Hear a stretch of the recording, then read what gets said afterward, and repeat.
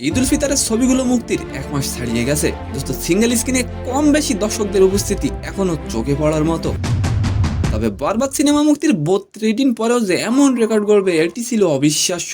And second নিউজটি থাকবে দোস্ত যুদ্ধ সংবাদ কিংবা দ্বন্দ্বের পরিণাম যেমনই হোক না কেন, এসব প্রেক্ষাপটে বলিউডে নির্মাণ করা হয়েছে এমন বহু সিনেমা।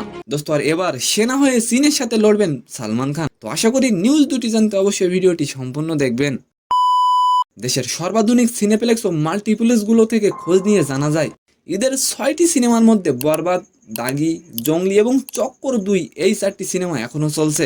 ষষ্ঠ সপ্তাহে এসে বরবাদ সিনেমা সর্বোচ্চ 35টি শো নিয়ে দর্শক চাহিদার তুঙ্গে রয়েছে।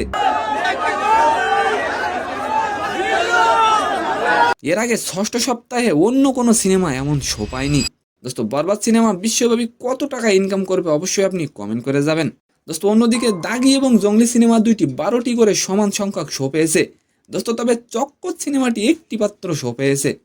অন্যদিকে বিশ্বব্যাপী মুক্তি পেয়েছিল বরবাদ, যেখানে রীতিমতো দুর্দান্ত ব্যবসা করছে সিনেমাটি। দোস্ত আর এবার আলোচনা করব সালমান খানকে নিয়ে। দোস্ত যুদ্ধ সংঘাত যেমনই হোক না কেন, এসব নিয়ে বলিউডে নির্মাণ করা হয়েছে বহু সিনেমা, যেখানে দেখানো হয়েছে ভারতীয় সেনাদের মুন্সিয়ানা। শোনা যাচ্ছে 2020 সালে গালওয়ান ভ্যালির ভারত চীন সংঘাতের প্রেক্ষাপট নিয়ে নির্মিত হবে সিনেমাটি, যেখানে ভারতের দাপুটে সেনা হয়ে চীনের সঙ্গে লড়বেন ভাইজান সালমান খান।